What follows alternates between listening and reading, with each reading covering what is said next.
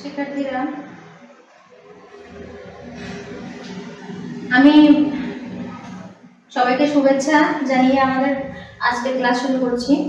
আমি তোমাদের এর আগের ক্লাসে বাজারের কিছু বিষয় সম্পর্কে বাসায় দেখতে বলেছিলাম।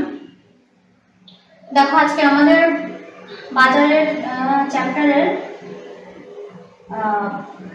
একটা গুরুত্বপূর্ণ টপিক, যেটা হচ্ছে পূর্ণ প্রতিযোগিতামূলক বাজারে আলোচিত হয়, সেটা নিয়ে আমরা কথা বলবো। দেখো, আমরা বলেছি অলরেডি যে পূর্ণ প্রতিযোগিতামূলক বাজারে মুনাফাটা কম হয়। অপূর্ণ প্রতিযোগিতামূলক বাজারের তুলনায় পূর্ণ প্রতিযোগিতামূলক বাজারে মুনাফার পরিমাণটা সবসময় কম হবে, কারণ এখানে প্রতিযোগিতাটা বেশি থাকে এবং বিক্রেতার দ্রব্যের দামের উপরে ইনফ্লুয়েন্সটা কম থাকে। তো সেক্ষেত্রে এখানে পূর্ণ প্রতিযোগিতামূলক বাজারে আমরা সংজ্ঞা আগে বলেছি যে বাজারে বহু সংখ্যক ক্রেতা বিক্রেতাদের মধ্যে অবাধ প্রতিযোগিতা থাকে এবং নির্দিষ্ট দামে দ্রব্য সামগ্রী ক্রয় বিক্রয় হয়, তাকে পূর্ণ প্রতিযোগিতামূলক বাজার বলা হয়। তো এই বাজারে মোট চাহিদা ও মোট যোগানের ঘাত প্রতিঘাত দ্বারা দাম নির্ধারিত ও তা স্থায়ী হয়, ফলে প্রত্যেক ফার্ম ওই দাম প্রদত্ত ধরে নিয়ে ভারসাম্য অর্জনের চেষ্টা করে। তো পূর্ণ প্রতিযোগিতামূলক বাজারে একটা ভারসাম্য আছে, অপূর্ণ প্রতিযোগিতামূলক বাজারেও আছে। তো এখানে দেখো, সাধারণত সকল ফার্মই চায় মুনাফা অর্জন করতে এবং সর্বাধিক পরিমাণ মুনাফা অর্জন করতে। যদিও পূর্ণ প্রতিযোগিতামূলক বাজারে স্বল্পকালে সর্বাধিক মুনাফা বা অস্বাভাবিক মুনাফাটা অর্জন করা সবসময় সম্ভব হয়ে ওঠে না বা সম্ভব নাও হতে পারে। তো এক্ষেত্রে পূর্ণ প্রতিযোগিতামূলক বাজারে স্বল্পকালে 3 ধরনের মুনাফা অর্জন সম্ভব বা 3 ধরনের ভারসাম্য অবস্থা তৈরি হতে পারে। ফার্স্ট আছে হচ্ছে পি সমান এসি। এখানে পি সমান হচ্ছে প্রাইস বা দাম বা প্রাইস লেভেল, এসি হচ্ছে অ্যাভারেজ কস্ট বা গড় ব্যয়। অ্যাভারেজ কস্ট বা গড় ব্যয় যেখানে দাম আর গড় ব্যয়টা সমান হবে, সেখানে স্বাভাবিক মুনাফা হবে। স্বাভাবিক মুনাফা, আমি আবারও বলছি, যেখানে পি সমান বা পি ইকুয়াল এসি হবে, সেখানে বাজারে স্বাভাবিক মুনাফা অর্জন হবে বা স্বাভাবিক ভারসাম্য বিরাজমান থাকবে। সেকেন্ড আছে পি গ্রেটার দ্যান এসি, যেখানে অ্যাভারেজ কস্টের থেকে বা গড় ব্যয়ের থেকে দামটা বেশি হবে, সেখানে মুনাফার পরিমাণটা অস্বাভাবিক হবে বা বেশি হবে। এবং থার্ড ওয়ান আছে AC greater than P greater than ABC. তো এই স্টেজটা যখন থাকবে, অ্যাভারেজ কস্ট মানে গড় ব্যয় বেশি থাকবে দামের থেকে এবং দামটাও বেশি থাকবে, অ্যাভারেজ ভেরিয়েবল কস্ট বা গড় পরিবর্তনশীল ব্যয়, যেখানে গড় পরিবর্তনশীল ব্যয়ের থেকে দাম বেশি এবং দামের থেকে গড় ব্যয় বেশি, সেখানে বাজার বা ফার্ম কি করবে, লস করেও বাজারটা কন্টিনিউ রাখবে, উৎপাদনটা কন্টিনিউ রাখবে বা উৎপাদনটা বন্ধ করবে না। তো আমরা আজকে আলোচনা করব যে স্বল্পকালে পূর্ণ প্রতিযোগিতামূলক বাজারে ফার্মের স্বাভাবিক মুনাফা। দেখো, চিত্রটা অলরেডি আমি এখানে তোমাদেরকে এঁকে দিয়েছি, সেটা দেখো। আমরা অর্থনীতিতে 2টা অক্ষ আমরা জানি, ও এক্স অক্ষ ও ওয়াই অক্ষ। তো এখানে ও এক্স অক্ষে আমরা নিয়েছি উৎপাদনকে আমরা নিয়েছি ও এক্স অক্ষ বরাবর, এবং ও ওয়াই অক্ষ বরাবর আমরা নিয়েছি আয় ব্যয় দাম। তো এখানে আমরা যেহেতু স্বাভাবিক মুনাফা নিয়ে আলোচনা করব, সেহেতু এখানে দেখো এমসি বা মার্জিনাল কস্টের বাংলা হচ্ছে প্রান্তিক ব্যয়, এবং এসি বা গড় ব্যয়। এসি রেখার ফুল মিনিং হচ্ছে এসির ফুল মিনিং হচ্ছে গড় ব্যয়।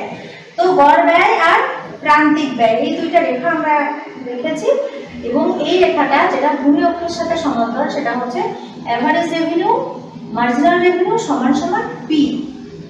এর মানে হচ্ছে গড় আয় সমান সমান প্রান্তিক আয় সমান সমান দাম।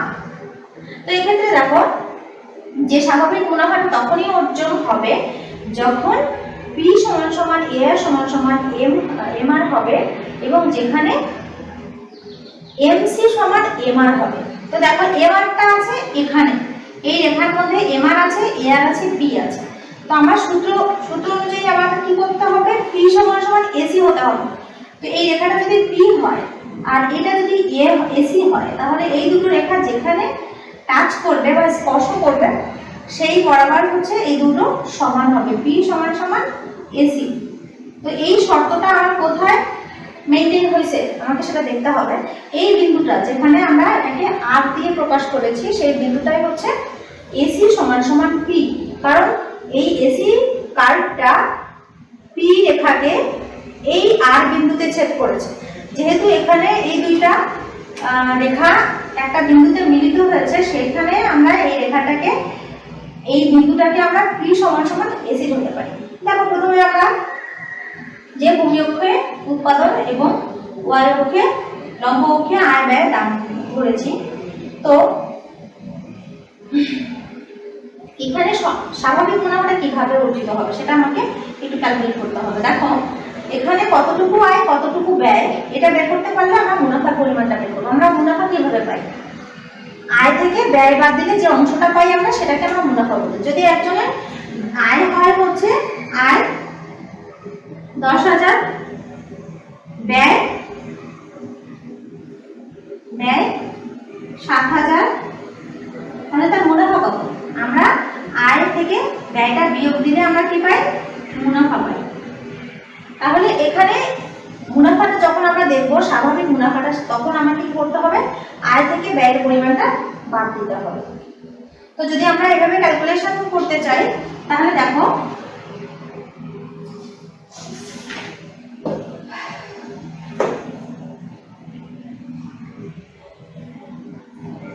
এখানে ভারসাম্য বিন্দু যদি R হয়ে থাকে তাহলে ভারসাম্য দাম হচ্ছে OP0 বা OP0 যাই বলি, এবং উৎপাদনের পরিমাণ OQ0 বা OQ0। তো এখন দেখো টোটাল রেভিনিউ মানে কি, টোটাল ইনকাম, টোটাল রেভিনিউকে আমরা কি বলি TR। টোটাল রেভিনিউ সমান সমান আয় কি OQ0 আর P0 বিয়োগ ব্যয় OQ0 আর P0। দেখো এটা আমরা বুঝতে পারি কিনা, এখানে একটা আয়তক্ষেত্র, এই আয়তক্ষেত্রের মধ্যে আমার আয় ব্যয় বের করতে হবে। তো যেহেতু এখানে এম আর এমসি কে এই বিন্দুতে ছেদ করেছে এবং এসিটাও একই বিন্দুতে ছেদ করেছে, এখানে আমার আলাদা কোনো আয়তক্ষেত্র তৈরি হয়নি যেখানে আমার অস্বাভাবিক মুনাফাটা হতে পারে বা ব্যয়ের থেকে আয়ের পরিমাণটা বেশি হতে পারে। দেখো এখানে যেহেতু ব্যয় এবং আয় দুটোই সমান, মানে টিআর সমান সমান টিসি, টিআর যা মাইনাস টিসি, টোটাল আয় সমান সমান টোটাল ব্যয়। সেক্ষেত্রে আমার এখানে এই বিন্দুতে স্বাভাবিক মুনাফা অর্জন হবে।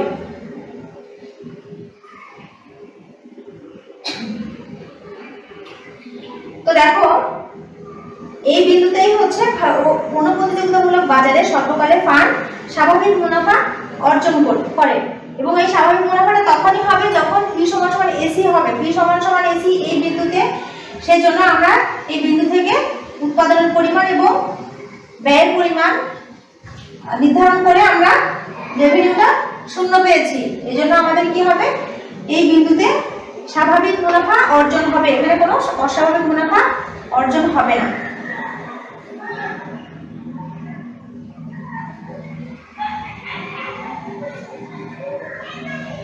তো এবার আমরা আসবো ফার্মের অস্বাভাবিক মুনাফা, মনোপ্রতিযোগিতামূলক বাজারে ফার্মের অস্বাভাবিক মুনাফা।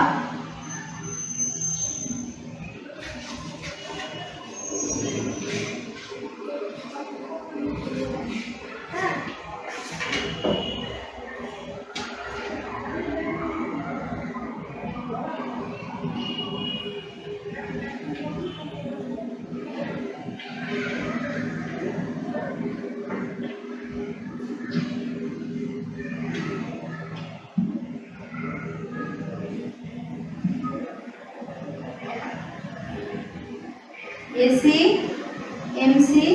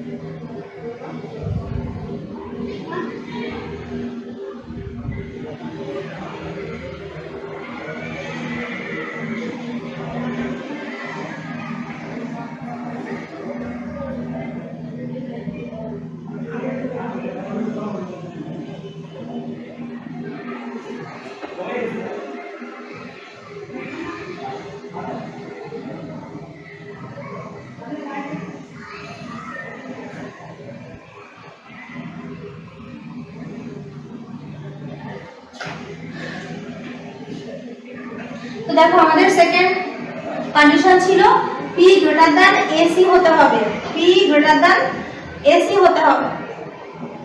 তার মানে এখানে AC রেখাটা এই বরাবর অবস্থান করছে আর P রেখাটা হচ্ছে এই বরাবর। তো আমরা স্বাভাবিকভাবে দেখতে পাচ্ছি, আমাদের যদি আমরা দেখতে চাই তাহলে আমরা চোখেই দেখে বুঝতে পারছি যে P রেখাটা এই বরাবর, সুতরাং সেটা হচ্ছে AC বা এভারেজ কস্ট রেখার উপরে অবস্থান করছে P। এবার দেখো আমরা আসি স্বাভাবিকভাবে আমরা যখন প্রত্যেকটা চিত্রের বর্ণনা দিব তখন আমরা OX এ কি দেখাচ্ছি, OY তে কি দেখাচ্ছি এটুকু আমরা বলে নিব। যে OX বরাবর আমরা দেখাচ্ছি উৎপাদন, OY বরাবর আমরা দেখাচ্ছি আয় ব্যয় এবং দাম।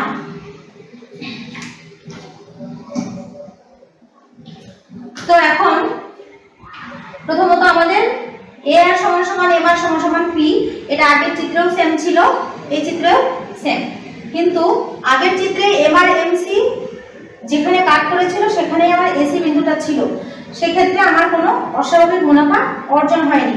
তো অস্বাভাবিক মুনাফা অর্জন করতে গেলে আমার যে সূত্র, যে শর্তটা মেনটেন করতে হবে সেটা হচ্ছে P গ্রেটার দ্যান AC। তো এক্ষেত্রে দেখো আমার OQ নট হচ্ছে উৎপাদনের পরিমাণ, OP নট বা OP0 হচ্ছে ভারসাম্য দাম, আর হচ্ছে ভারসাম্য বিন্দু, MC হচ্ছে মার্জিনাল কস্ট বা প্রান্তিক ব্যয় রেখা, AC হচ্ছে গড় আয় অথবা অ্যাভারেজ কস্ট রেখা। তো এখানে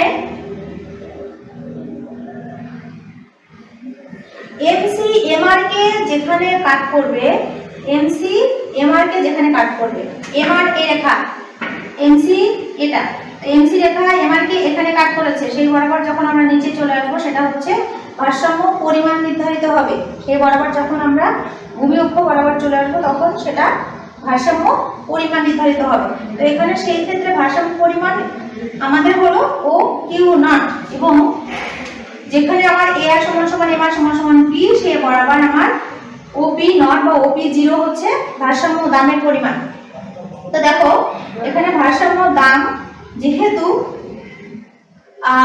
এভারেজ কস্টের থেকে বেশি বা উপরে নির্ধারিত হয়েছে আর ব্যয় রেখাটা এই বরাবর নির্ধারিত হয়েছে, সেহেতু আমার ব্যয়টা হচ্ছে এইটুকু আর টোটাল দামটা হচ্ছে এইটুকু। তাহলে এইটুকু ব্যয় এবং দাম নির্ধারিত হয়েছে এখানে, সুতরাং আমার কি হবে, একটা মুনাফা তৈরি হবে। তো যেটা যদি আমি ক্যালকুলেট করতে চাই, তোমরা বইয়ে বর্ণনাটা খুব সুন্দরভাবে পড়ে নিবা। এবং এখানে আমার দেখো চিত্রে OQ নট উৎপাদন স্তরে আর বিন্দুতে ভারসাম্যের প্রয়োজনীয় শর্ত MR সমান সমান MC ও পর্যাপ্ত শর্ত। MC রেখার ঢাল গ্রেটার দ্যান MR রেখার ঢাল, MC ঢাল বড় হবে MR এর থেকে, এই রেখার ঢাল এর থেকে বড় হবে। তো ঢাল আমরা যেহেতু আমাদের আলাদা চ্যাপ্টারে ঢালের বর্ণনা আরো বেশি সুন্দর করে দেওয়া আছে, আমরা তখন করে নিব। তো এখানে দেখো MR সমান সমান MC এখানে ফুলফিল হয়েছে এই শর্ত, এবং P গ্রেটার দ্যান AC হয়েছে এখানে। তো এই শর্ত যেহেতু আমাদের পূর্ণ হয়েছে, সেক্ষেত্রে আমরা ও কিউ নট উৎপাদনের স্তরে টিআর হলো, এখানে টিআর টোটাল রেভিনিউ আমরা আবার বের করব। টোটাল রেভিনিউ হচ্ছে O Q naught R P naught minus T C সমান O Q naught S T সমান সমান P naught R S T হচ্ছে আমাদের মুনাফা বা লাভের পরিমাণ। দেখো আবারও বলছি, আমাদের এখানে যে আয়তক্ষেত্রটা তৈরি হয়েছে, যে বক্সটা, এই বক্সটাই হচ্ছে ফার্মের স্বল্পকালে অস্বাভাবিক মুনাফা, যেখানে আমরা আয় থেকে ব্যয়টা বাদ দিয়ে যে পোর্শনটা পাচ্ছি, যে পরিমাণটা পাচ্ছি, সেটাই হচ্ছে লাভ। আগে যেমন আমি দেখিয়েছিলাম যে 10,000 টাকা ইনকাম থেকে যদি খরচ বাবদ তার 7,000 টাকা চলে যায়, তাহলে 3,000 টাকা তার লাভ বা মুনাফা। সেক্ষেত্রে এখানে আমার উৎপাদনের পরিমাণটা বা আয়ের পরিমাণটা O Q naught R P naught, এবং এর থেকে যখন আমি ব্যয়টা বাদ দিব, ব্যয়ের পরিমাণ ও কিউ নট এস টি। সুতরাং আমার মুনাফাটা হচ্ছে বা মুনাফার পরিমাণটা হচ্ছে পি নট কিউ আর এস টি। তো এইটুকুই হচ্ছে আমার স্বল্পকালের পূর্ণ প্রতিযোগিতামূলক বাজারের অস্বাভাবিক মুনাফা। তাহলে এখানে আর বিন্দুতেই হচ্ছে ভারসাম্য উৎপাদন ও কিউ নট ও ভারসাম্য দাম ও পি নট নির্ধারিত হয়েছে। তো শিক্ষার্থীরা, তোমরা বাসায় এই দুটো বিষয় নিয়ে আরো বেশি স্টাডি করবা, তাহলে তোমরা বুঝতে পারবা, এবং পরবর্তীতে তোমাদের যদি আমার সুযোগ হয়, তাহলে তোমাদেরকে আমি সামনে বুঝিয়ে দেব, বাকিটা তোমরা বুঝতে সক্ষম হবে। তো নেক্সট ক্লাসে আমরা আলোচনা করব ফার্ম কিভাবে ক্ষতি স্বীকার করেও উৎপাদন কন্টিনিউ করে। তো তোমরা বাসা থেকে একটু এই পূর্ণ প্রতিযোগিতামূলক বাজারের 3rd নাম্বার যে কন্ডিশনটা ছিল সেটা একটু দেখে আসবা। তো নেক্সট ক্লাসে সবাই আবার দেখা হবে, সে পর্যন্ত সকলে সুস্থ থাকবে। ধন্যবাদ।